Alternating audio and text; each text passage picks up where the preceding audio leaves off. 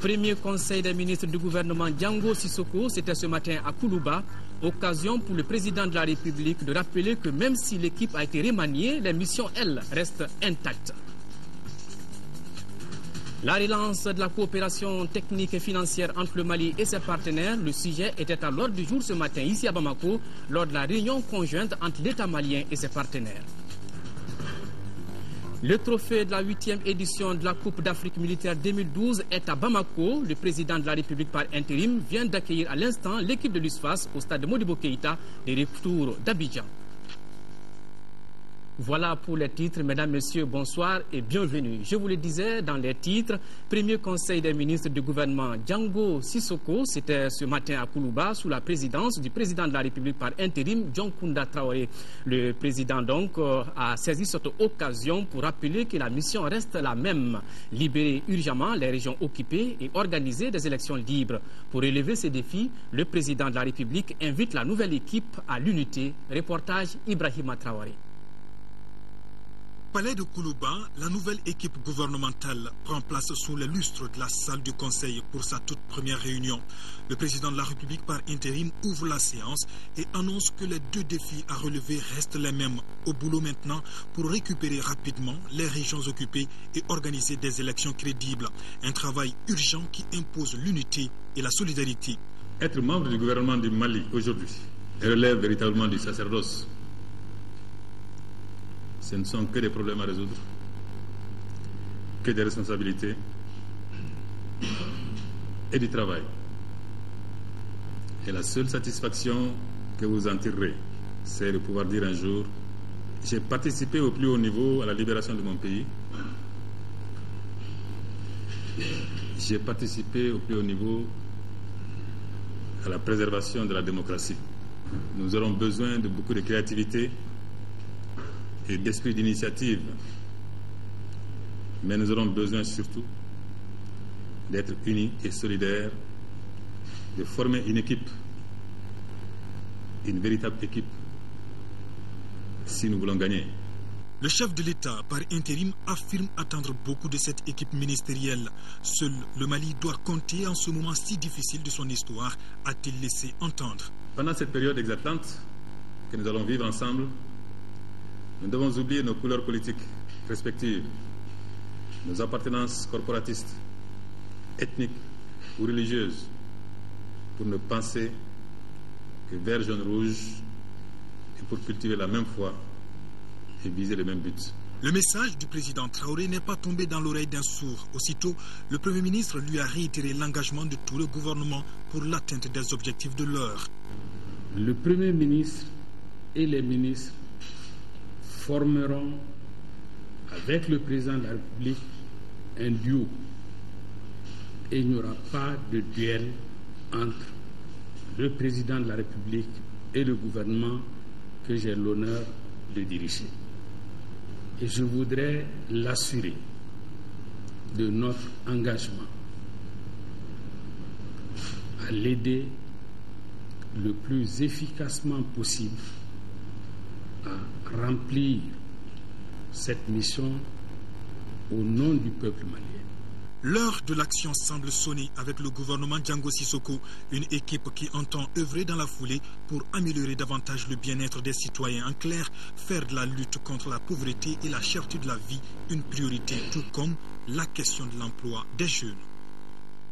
Pour ce premier conseil des ministres, au niveau des services du protocole et de la sécurité, tout était mis en place pour accueillir cette nouvelle équipe à Koulouba.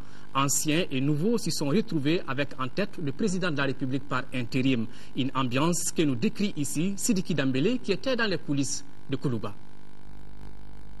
Des verres à boire au pot de fleurs en passant par les chevalets, tout était parfaitement soigné ce mercredi au palais de Koulouba avant l'arrivée de la nouvelle équipe gouvernementale.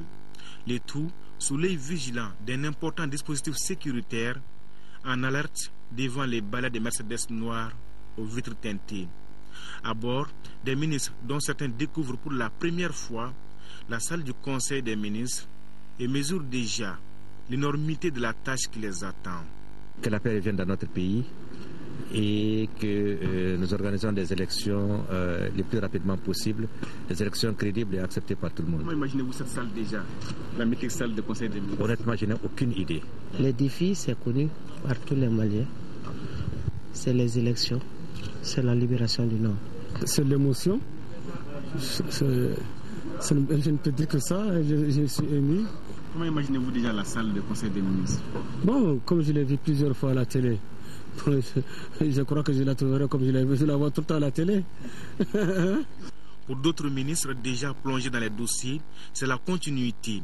L'équipe est certes remaniée, mais les défis restent les mêmes. Nous qui avons été reconduits et les nouveaux, nous sommes tous très très engagés pour le Mali, et puis le Mali est en marche. On gagne ensemble et on perd ensemble, donc c'est toute l'équipe qui est en marche. L'équipe est au grand complet dans la salle et c'est parti pour les travaux qui vont durer 1h49 minutes loin des caméras.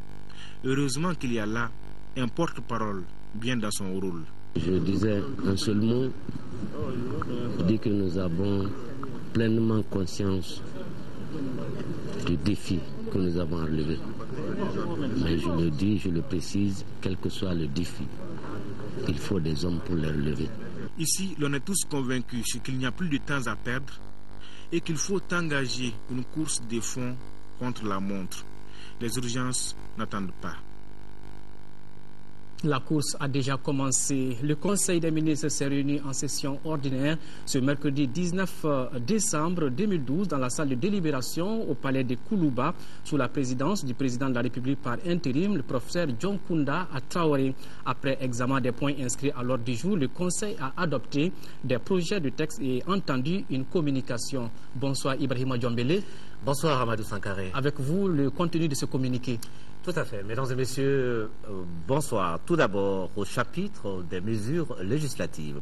Sur présentation du ministre du Travail, de la fonction publique et des relations avec les institutions, le Conseil des ministres a adopté un projet de loi portant modification de la loi du 16 décembre 2002 portant statut général des fonctionnaires modifié par la loi du 6 mai 2006.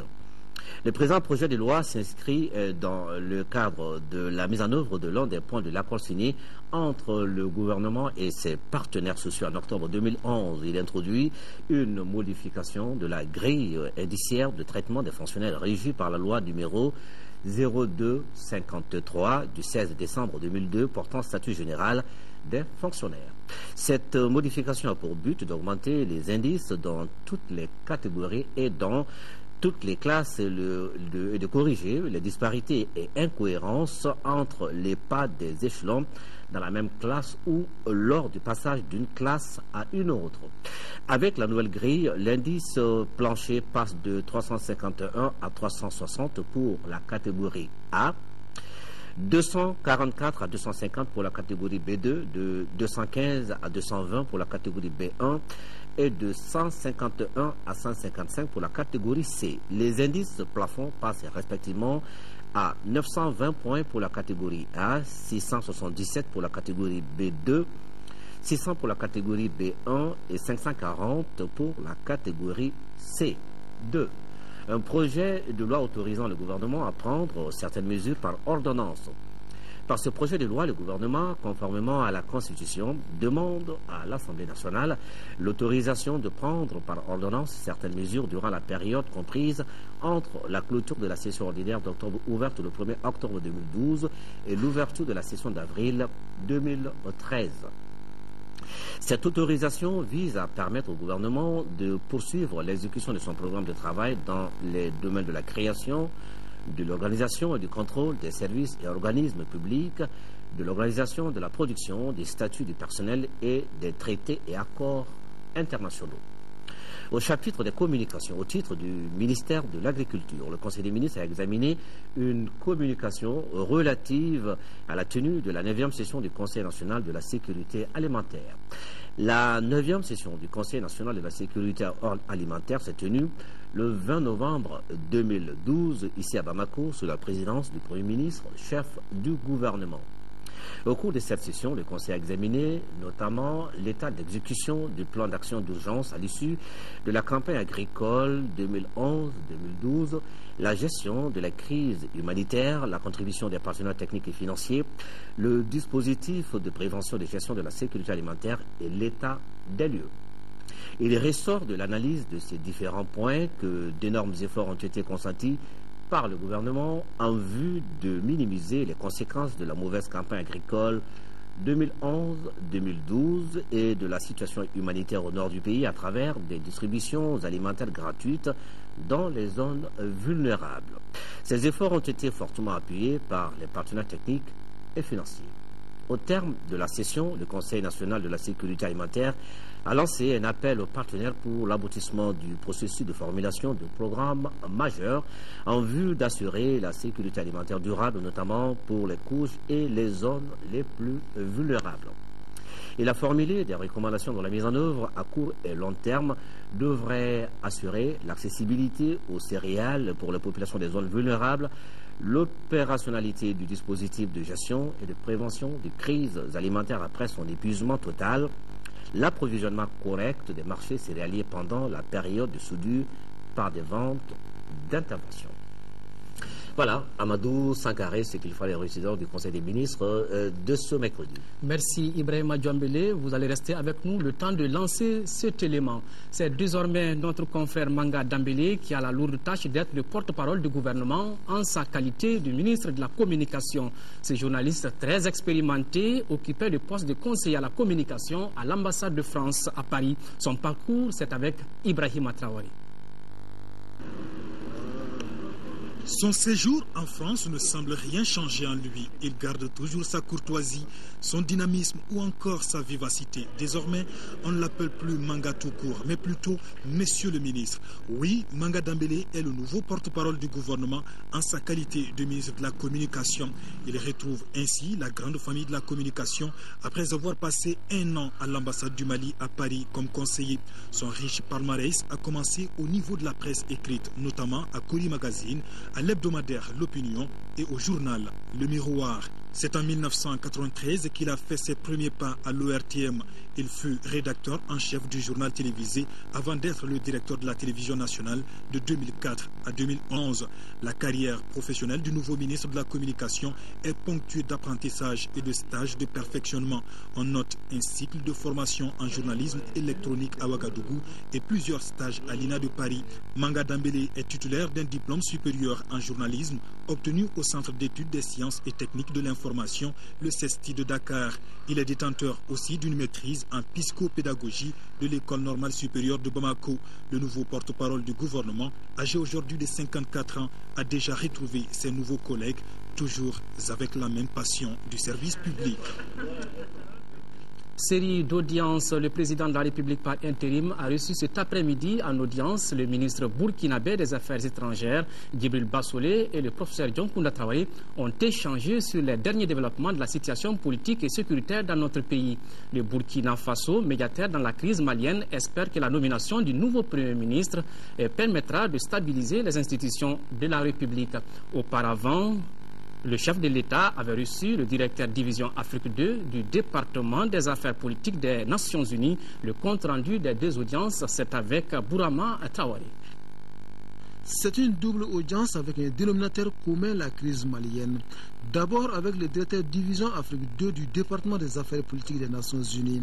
João Bernardo Owana est venu échanger avec le président de la République par intérim sur l'adoption très prochaine d'une résolution au Conseil de sécurité de l'ONU autorisant le déploiement de nos forces étrangères dans notre pays. Un texte en cours de finalisation, assure-t-on. Que je sache, les membres du Conseil de sécurité, les pays membres du Conseil de sécurité sont en train de finaliser les discussions autour de cette résolution. Comme tout le monde, j'espère que cette résolution va venir très tôt et que nous pourrons, après la résolution, continuer sur le travail que nous sommes en train de mener, de nous adresser à la crise malienne. Crise malienne au centre également de cette audience entre le chef de l'État et le ministre burkinabé des Affaires étrangères. Les 2 personnalités ont fait le point des derniers développements de la situation politique dans notre pays. Le Burkina Faso, médiateur dans la crise malienne, se réjouit de la nomination de Django Sissoko au poste du Premier ministre. La nomination du Premier ministre va ouvrir une ère de stabilité institutionnelle. Naturellement, nous avons connu l'accord cadre qui a été signé entre le CNRDRE à l'époque et la CEDEAO et qui avait pour objectif de ramener les institutions de la République, de rétablir la constitution du Mali. Ceci a été fait. Nous pensons qu'aujourd'hui, cet accord cadre a produit ses effets positifs. Les institutions sont à présent normalisées. Nous souhaitons que la constitution prévale en toute chose et que le fonctionnement des institutions soit le plus régulier possible. Une nécessité aujourd'hui car ce n'est pas dans l'instabilité institutionnelle que le Mali peut réussir la reconquête des territoires du Nord sous l'occupation des groupes armés. Le président de l'Assemblée nationale par intérim, Younousi Touré, a reçu en audience ce matin une délégation de parlementaires français. Au cours de cette audience, il a été notamment question de la situation des régions du nord du Mali et des prises de contact que les parlementaires français ont menées pour mieux appréhender la question. Nous écoutons Pierre Lelouch de la Commission des Affaires étrangères de l'Assemblée nationale française. Il est au micro de Mahamadou Doumbia. Nous sommes une mission d'évaluation de la Commission des Affaires étrangères sur la situation au Sahel.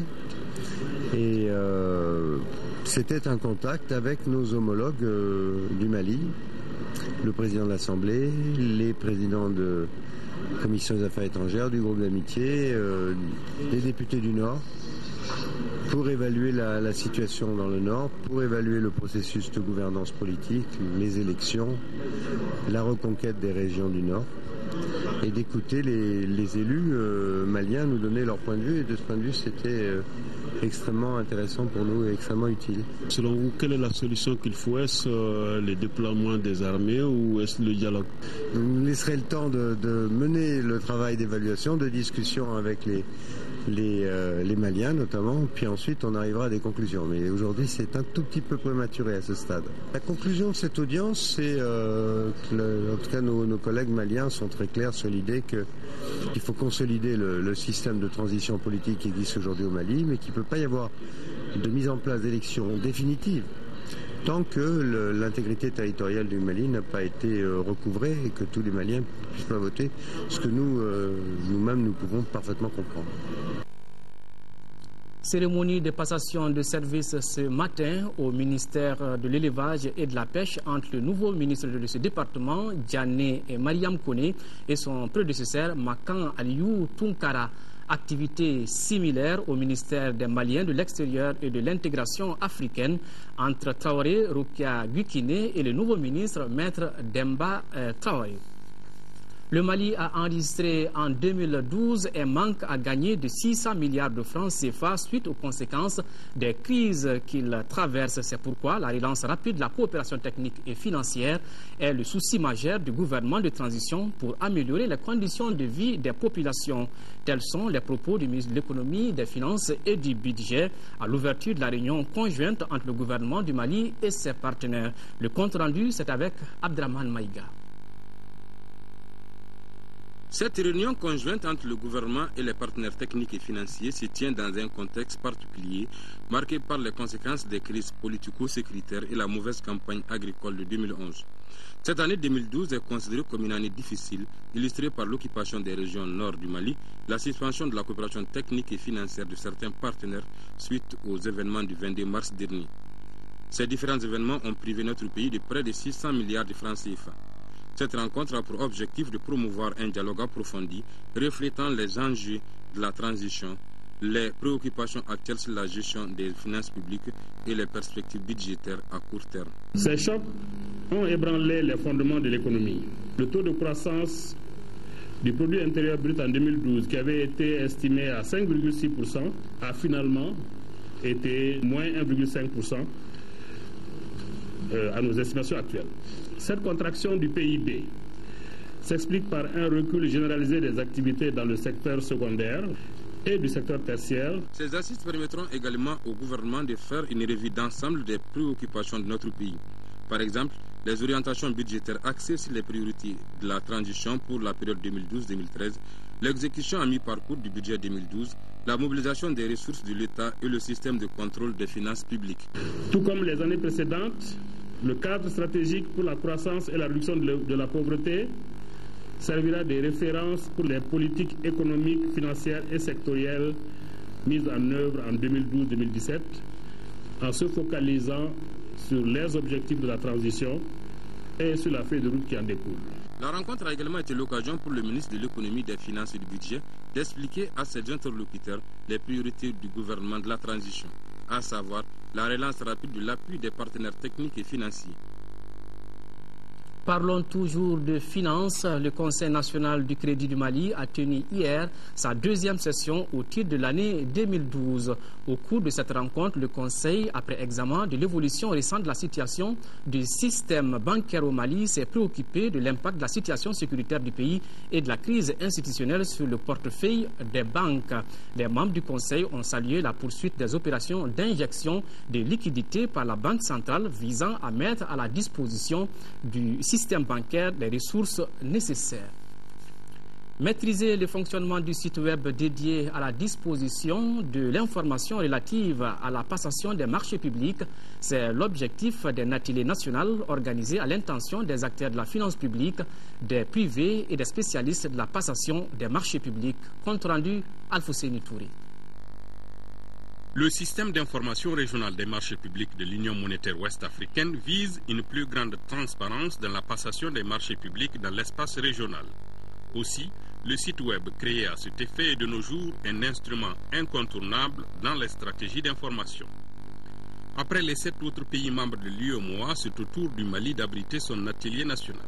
On ne peut pas parler de système d'information au XXIe siècle sans parler d'une plateforme site web régional qui permettra donc à tous les États de publier les avis d'appel d'offres, de publier les avis d'attribution, de publier également les recours que les soumissionnaires seront amenés à introduire dans le cadre des marchés publics.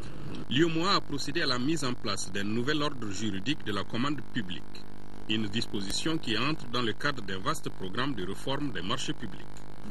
Cette activité normative est en parfaite conformité avec les résultats de la déclaration de Paris du 2 mars 2005 relative à l'efficacité et à l'harmonisation de l'aide au développement, dont les indicateurs 2 et 5 visent respectivement à mettre en place dans les pays en développement un système national de passation des marchés qui adhère aux bonnes pratiques, généralement acceptées au plan international, et l'utilisation des systèmes nationaux de passation des marchés publics. Les acteurs de passation des marchés, les opérateurs privés et les cadres de la finance publique apprennent ainsi à mieux maîtriser cet outil qu'est le site web des marchés publics. Celui-ci contribuera fortement à la modernisation des systèmes de passation des marchés publics dans l'espace UEMOA. Plus de 200 infrastructures ont été réalisées dans plusieurs domaines dans 147 collectivités des régions de Tombouctou et Mopti par le projet Collectivité territoriale et développement local. Ce projet, qui arrive à terme, a duré 6 ans et a été financé par le Mali et ses partenaires à plus de 6 milliards de francs CFA. Compte rendu, Daouda Sidiki Diara. 6 ans après sa mise en œuvre, le projet Collectivité territoriale et développement local arrive à terme. L'heure est donc venue pour ce projet, le gouvernement malien et les partenaires financiers, de faire un regard rétrospectif sur les différentes réalisations dans les zones d'intervention du projet. Les infrastructures qui devaient être réalisées ont été faites. C'était des infrastructures dans les secteurs de base. À peu près 200 infrastructures ont été réalisées sur les zones de Mopti et Tombouctou. Les collectivités locales en sont en charge, et pour aider les collectivités locales à continuer à pouvoir les exploiter, les entretenir, etc., on a ce système de suivi qui a été mis en place. On a appuyé la DNCT, la Direction générale des collectivités territoriales, à le mettre en place, et la Direction générale va donc continuer à suivre les collectivités et à les aider pour appuyer leur capacité. Financé à plus de 6 milliards de francs CFA, ce projet a visé de façon durable l'amélioration de la gouvernance locale et les conditions de vie des populations dans les régions de Mopti et Tombouctou. Malgré la crise qui traverse notre pays, d'importants résultats ont été atteints, a fait remarquer la directrice de la coopération multilatérale. Je tiens particulièrement à féliciter l'équipe du projet pour le bilan très positif obtenu.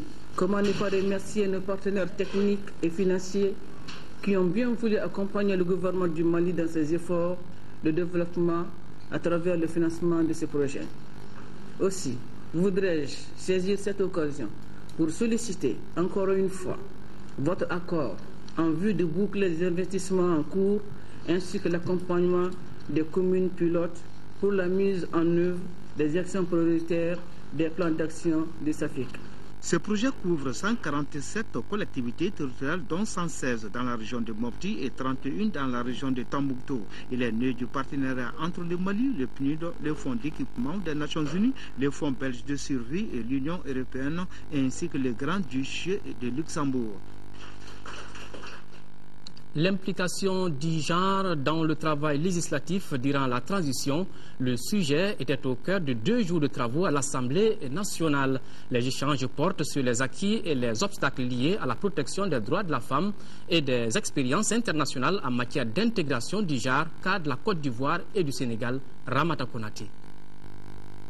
Députées et représentantes d'organisations et d'associations féminines et celles des confessions religieuses, tous ont répondu présents à cette rencontre sur le genre, une rencontre dominée par 3 communications. La première passera au peigne fin les acquis et les limites du Mali en matière de protection des droits de la femme. Quant à la seconde communication, elle édifiera les participants sur les expériences du Sénégal et de la Côte d'Ivoire en matière d'intégration du genre sur le plan législatif. Et la troisième, axée sur les instruments juridiques internationaux, fera l'état des obstacles juridiques et psychosociologiques dans le domaine de l'application de ces règles. La rencontre va également proposer des solutions pour une meilleure prise en compte de ces conventions dans le droit malien. En somme, les débats de 2 jours portent sur les contours du secteur, égalité des opportunités et des capacités entre hommes et femmes. Une question importante aux yeux des députés. Elle présente à la fois un enjeu sociétal pour réduire les inégalités, les facteurs d'exclusion et assurer un développement humain équitable. Un enjeu démocratique, celui de l'égalité en droit et en dignité des hommes et des femmes, ainsi qu'un enjeu économique pour lever les entraves à la contribution économique des femmes et favoriser une croissance en faveur des populations pauvres et vulnérables. Il nous faut davantage réfléchir sur la question et dégager les voies et moyens susceptibles de nous permettre de mieux intégrer le genre dans le processus législatif de la transition. Cette transition doit être donc pour nous une opportunité pour renforcer l'égalité genre au Mali. Cette rencontre sur l'implication du genre durant la transition est initiée par le réseau des femmes parlementaires en collaboration avec l'Institut national démocratique et le Royaume du Danemark. Les caravaniers en faveur des soins essentiels dans la communauté SEC sont arrivés à Sikasso. L'approche SEC vise à améliorer la santé et l'état nutritionnel des enfants de moins de 5 ans et des nouveau-nés. Selon les responsables locaux de la santé, cette approche est la plus efficace pour réduire la mortalité et la morbidité. Envoyés spéciaux Drissa Traoré et Adama Djimde. Sikasso est la 2e étape des journalistes pour la campagne médiatique en faveur des soins essentiels dans la communauté SEC. Sur place, ces derniers ont rencontré le comité local de coordination du district sanitaire de Sikasso. L'approche SEC a pour objectif d'améliorer la santé et l'état nutritionnel des nouveau-nés, des enfants moins de 5 ans et des femmes à l'âge de procréer. Les activités que le comité de coordination SEC a eu à mener, d'abord c'est d'organiser le recrutement des ici et ensuite de travailler à un programme de formation de ces ASC qui est présentement en cours. Ici, la dynamique partenariale est remarquable avec l'intervention des structures telles que l'UNICEF, Save the Children, Atteindre Plus, Médecins sans frontières ou encore la Croix-Rouge. L'information en matière de SEC est relayée sur les radios de proximité pour toucher le maximum de cibles. Il s'agira pour nous de véhiculer le bon message et les avantages que présente le mécanisme pour les populations.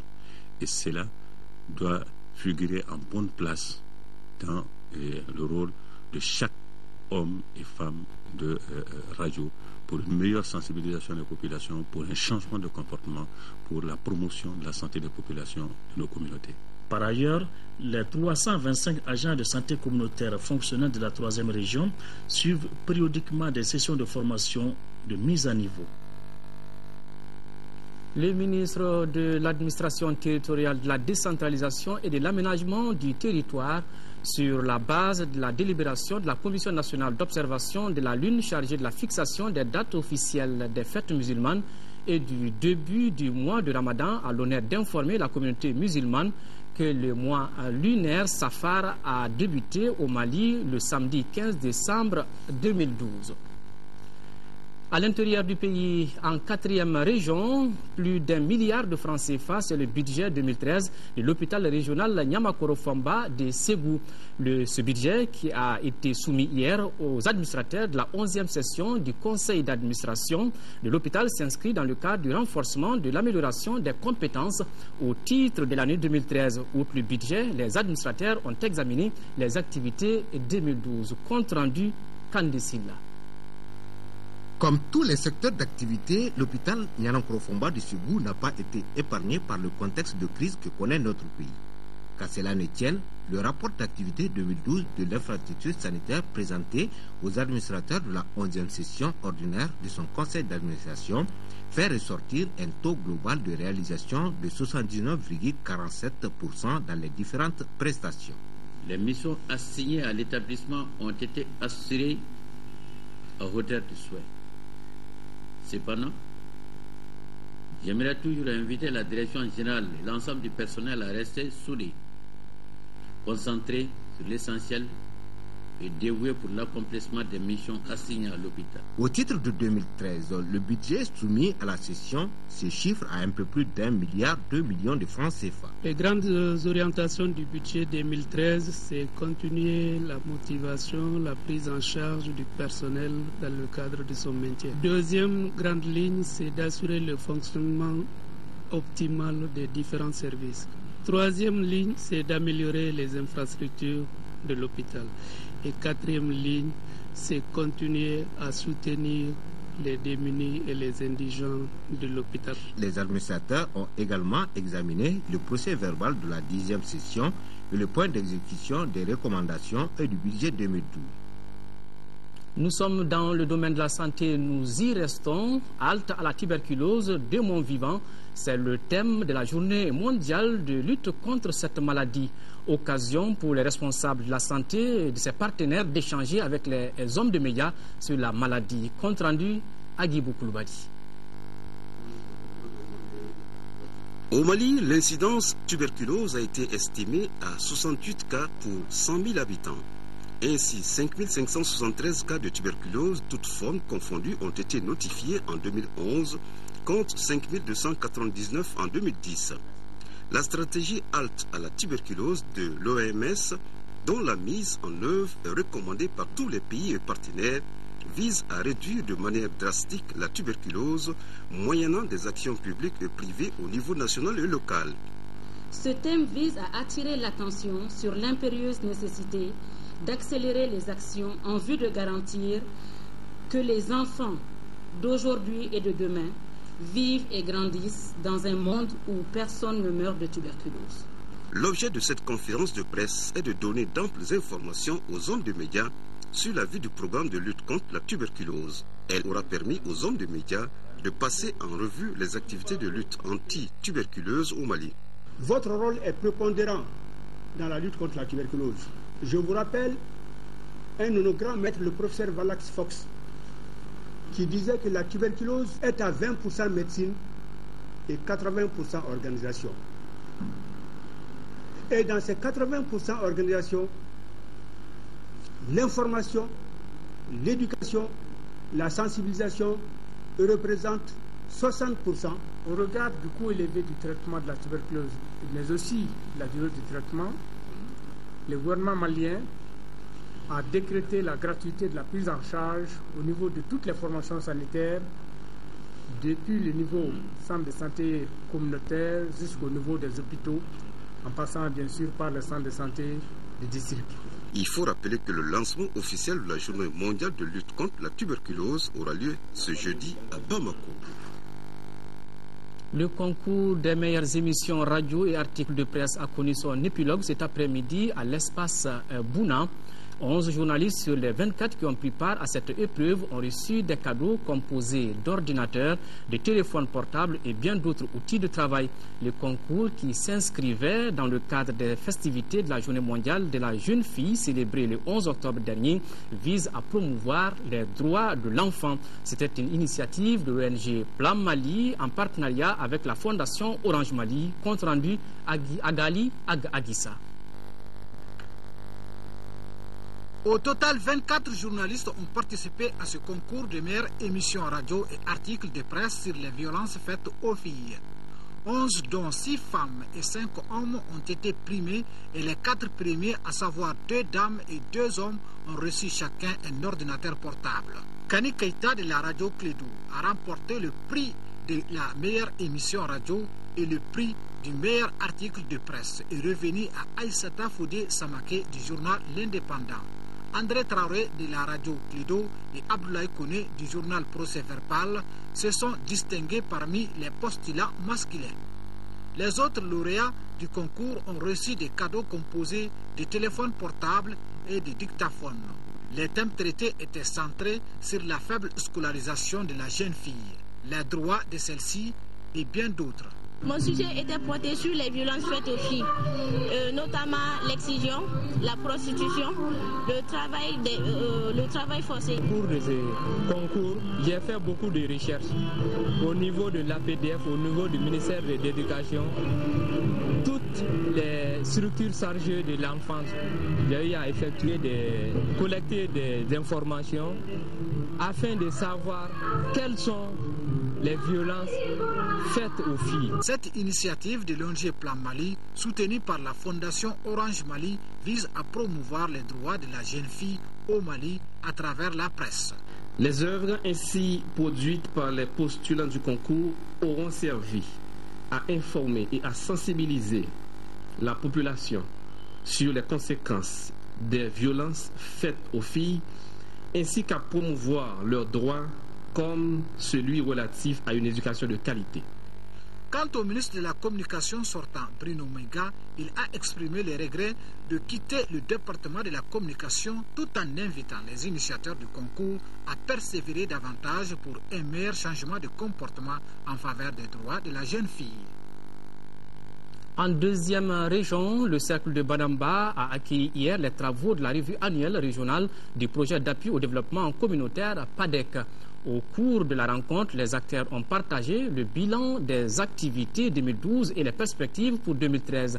Le PADEC, qui intervient dans les cercles de Kolokani, Nara et Banamba, dans la région de Koulikoro, a investi au cours de ses activités plus de 6 milliards de francs CFA. Koulikoro, nous retrouvons Seydou Traoré. C'est pour partager le bilan des activités menées en 2012 avec les acteurs locaux et régionaux et projeter les perspectives pour 2013 que le projet d'appui au développement communautaire PADEC a organisé cette revue annuelle régionale à Banamba. Une revue au cours de laquelle l'équipe du PADEC a fait l'état des lieux des recommandations de 2011, expliqué en détail les micro-projets réalisés et les difficultés rencontrées sur le terrain.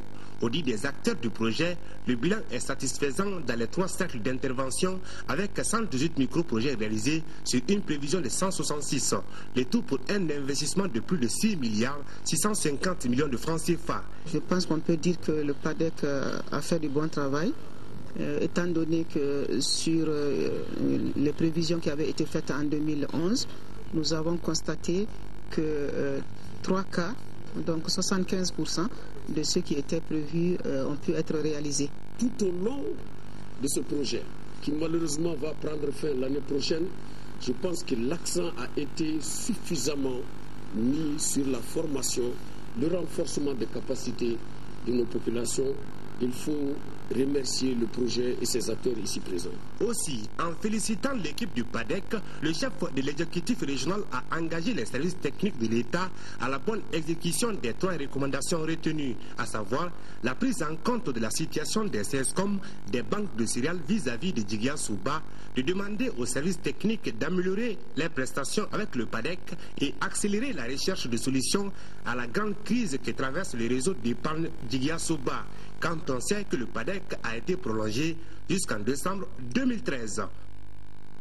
La loi d'orientation agricole et ses textes d'application sont au centre des rencontres organisées par l'Association des organisations professionnelles paysannes AOPP. L'objectif est d'expliquer le contenu de ces textes de loi aux agriculteurs. La rencontre regroupe les organisations paysannes et les responsables de l'AOPP, Moussa Fani. Pour qu'une loi soit bien appliquée, il faut que les différents acteurs concernés se l'approprient. C'est en substance l'objet de cette rencontre. Une rencontre organisée par l'Association des organisations professionnelles paysannes AOPP. Il s'agira au cours des échanges d'approfondir les connaissances des participants pour une meilleure utilisation des textes en question. Le Mali a engagé un processus de mise en œuvre d'une loi d'orientation agricole qui ne sera opérationnalisé qu'à travers des textes d'application connus par les acteurs eux-mêmes et qui se l'approprient. Donc l'AOPP a alors décidé, avec l'appui de la coopération suisse, de partager les documents qui sont aujourd'hui adoptés. La loi d'orientation agricole s'est veut un outil opérationnel pour booster le secteur agricole. On se retrouve autour d'un sujet très important, c'est-à-dire la diffusion des textes d'application de la loi d'orientation agricole. Comme vous savez, notre pays a adopté cet instrument juridique pour promouvoir le développement agricole, en un mot pour moderniser l'agriculture dans notre pays. Nous avons pu élaborer un certain nombre de textes qui concourent à l'amélioration de la gouvernance des filières agricoles, à la promotion de nos produits agricoles, à leur valorisation, la qualité et surtout l'augmentation de la production et de la productivité. Rappelons que le Mali a adopté cette loi d'orientation agricole depuis 2006 pour le bien-être des agriculteurs. Sport, football, on vous l'annonçait dans les titres. L'USFAS, vainqueur de la Coupe d'Afrique militaire de football dimanche dernier à Abidjan et à Bamako. Donc l'équipe militaire a été accueillie au stade Modibo Keïta avec tous les honneurs par le président de la République par intérim, John Kounda Traoré, suivant l'ambiance d'arrivée avec Isaac Tchenou. C'est un président de la République par intérim heureux avec à ses côtés plusieurs membres du gouvernement et des responsables du sport malien qui a reçu la Coupe d'Afrique militaire de football. Un trophée remporté en Côte d'Ivoire par l'Union sportive des forces armées de sécurité qui a exécuté avec réussite les instructions de ramener au pays cette coupe qu'elle avait manquée en 2004 ici à Bamako. Pour atteindre cet objectif, il a fallu beaucoup de courage, de la combativité, d'esprit de civisme et de la solidarité. Des valeurs dont l'armée a besoin pour la reconquête du Nord. Les footballeurs de l'USFAS, par une bonne cohésion et une discipline rigoureuse, viennent de prouver une fois de plus que la force principale des armées se fonde sur des piliers constants, l'unité d'action, la confiance portée au chef et l'intérêt accordé aux subordonnés.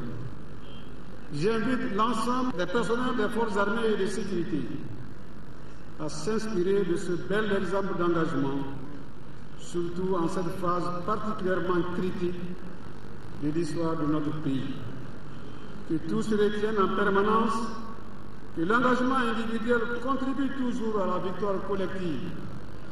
Par ailleurs, j'engage les chefs militaires, à quelque niveau qu'ils soient, à mobiliser toutes les ressources disponibles pour mener les hommes à la victoire finale. Je reste persuadé que cette éclatante victoire de l'USFAS est le signe précurseur de la libération prochaine par toute l'armée malienne cette fois de nos régions aujourd'hui occupées et soumises à toutes les humiliations. Cette victoire est pleine de symboles selon le président de la République par intérim qui n'a pas caché sa satisfaction. John Traoré invite tous les Maliens à s'inspirer de l'exemple des footballeurs militaires. L'USFAS vient de nous administrer que lorsqu'on joue en équipe, on gagne toujours.